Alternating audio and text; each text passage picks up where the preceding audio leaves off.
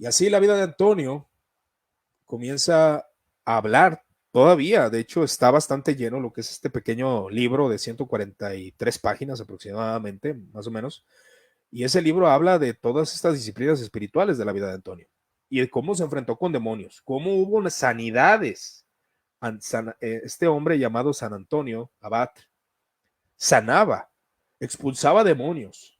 Y es importante porque, vuelvo a insistir, yo he escuchado que algunos niegan que la patrística hubo continuidad de ciertos dones y de eventos milagrosos, cosa que no es verdad, es anacronismo. Y cabe mencionar que yo me inclino en aspecto cesacionista en algunas cosas. Obviamente mantengo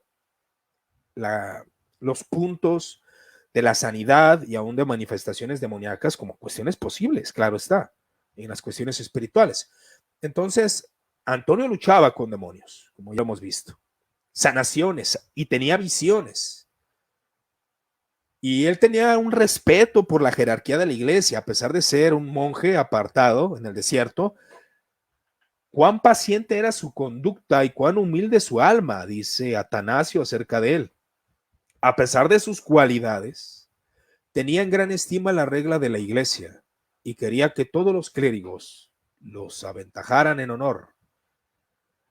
No se avergonzaba de inclinar la cabeza ante obispos y presbíteros. Se inclinaba, Antonio, respetaba a sus obispos, respetaba a sus maestros, respetaba a aquellos que eran de la jerarquía eclesial. No era un hombre alejado de la jerarquía eclesial ni de la iglesia. Se mantenía en la iglesia, pero mantenía un estilo de vida de esta forma, que vuelvo a insistir, fue una vía para autoimponerse el sufrimiento y para ejercitarse de manera espiritual, según afirman algunos. Ahora, Antonio no tuvo trato con herejes. Curiosamente, él nunca tuvo trato con melicianos cismáticos, ni con arrianos, ni con maniqueos. Se mantenía alejado de estos hombres. En una ocasión vinieron a él al monte unos arrianos, los interrogó tras saber que eran impíos, los expulsó violentamente a estos herejes arrianos de la montaña, pues decían que sus palabras eran peores que las serpientes. Decía Antonio que eran peores que las serpientes. Entonces Antonio, aparte de ser un hombre dedicado a la virtud, dedicado a la vida ascética, que ya lo he explicado qué es la vida ascética ahora, nosotros tenemos que imitar esto. Es difícil, como occidentales, como en nuestra cultura, ya es difícil realmente que nosotros pongamos el monacato. Ahora que, de hecho, ahí saludos a JR, ahí anda por aquí. Cuando hablamos de los metodistas tienen monasterios porque saben que ciertas disciplinas espirituales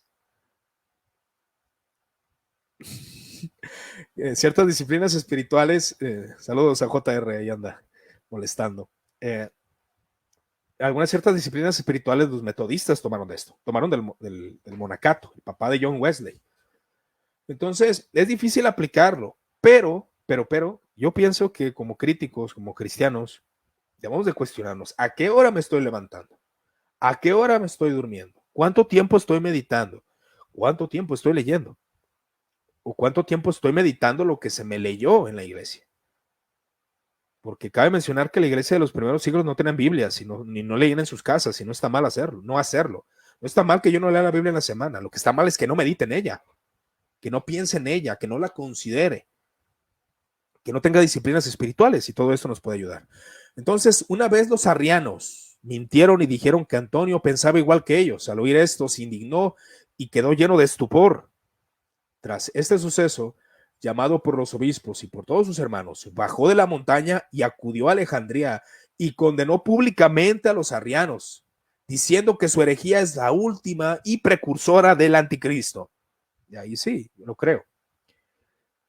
Enseñaba al pueblo que el Hijo de Dios no era una criatura, era ortodoxo, ni había sido creado de la nada, sino que era eterno, verbo y sabiduría de la sustancia del Padre. Por esta razón es una impiedad decir que hubo un momento en que no existía, pues el verbo siempre ha existido junto al Padre. Por tanto, no tengáis trato alguno con los impíos arrianos, porque no hay unión entre la luz y las tinieblas, contrario, que afirman que el Hijo nacido del Padre, el Verbo de Dios, es una criatura. Nada se diferencia de los paganos, pues adoran a la criatura en lugar de a Dios.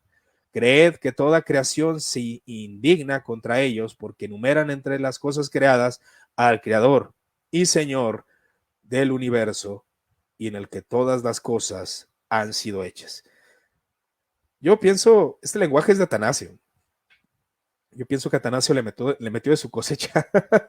Pero bueno, es interesante ver el celo doctrinal que Antonio podía tener.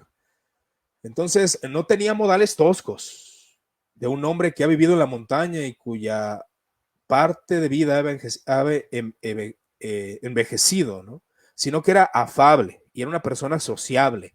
Y su palabra estaba sazonada con la sal divina, de manera que nadie le tenía envidia, sino que todos lo visitaban y se alegraban con él. Querían tener una charla teológica profunda, iban con Antonio.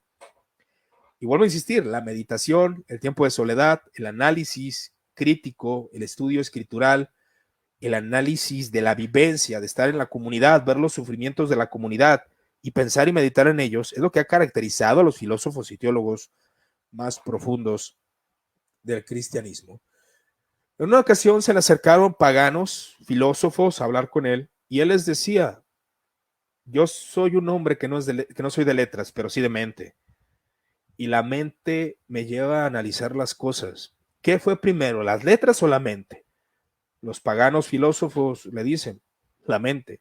Entonces no necesito las letras. Mi mente es suficiente. Y yo he conversado con personas bastante analíticas, bastante críticas, que no son de mucha lectura ni de escribir, pero son personas muy profundas. Y dice Antonio: nosotros los cristianos no hemos recibido el misterio a través de la sabiduría de razonables paganos y de razonamientos paganos, sino por el poder de la fe que nos viene dada por Dios, por medio de Jesucristo. Y aquí la prueba de que decimos verdad: nosotros, siendo iletrados, creemos en Dios y reconocemos por medio de sus obras su providencia respecto a todo. Y porque nuestra fe es operante, y aquí nosotros nos apoyamos en la fe en Cristo, pero vosotros confiáis en discursos sofistas, y las imágenes de vuestros ídolos son reducidas a nada. Sin embargo, nuestra fe se pregona por todas partes y crece. Y así la vida de Antonio se va desarrollando en todas estas meditaciones, luchas espirituales, sanidades. Y también comienza a tener visiones sobre los arrianos, cómo los arrianos iban a empezar a tomar poder, y eso le preocupaba a él. Dice lo siguiente, esta historia que narra Atanasio, y que por medio de los labios de Antonio, dice: tras levantarse, el anciano seguía llorando porque tuvo una visión. También aquí entra el aspecto de visiones dentro de la patrística. Los que estaban con él temblaban y llenos de temor le rogaron que explicara por qué hacía esto, y le insistieron hasta que, obligado, respondió. Y lanzando un gran gemido, dijo: hijos, prefiero morir antes de que suceda lo que he visto. Y porque de nuevo le rogaron que hablase, les dijo entre sollozos: la ira dominará a la iglesia y será entregada a hombres semejantes a bestias irracionales. He visto a la mesa de la cena del Señor y alrededor de ella, de la casa del Señor, por todas partes, mulas que daban coces a los que estaban dentro, como la dan las bestias que no son domesticadas. Habéis visto cómo me lamentaba, pues escuché una voz que me decía: mi altar será corrompido. 2 años después tuvo lugar el ataque de los arrianos y el saqueo de las iglesias, cuando la violencia se introdujo, robaron los vasos sagrados, se hicieron llevar por los paganos todas las cosas. Cuando obligaron a los paganos a salir para unirse a ellos, y delante de ellos hicieron sobre la mesa lo que quisieron.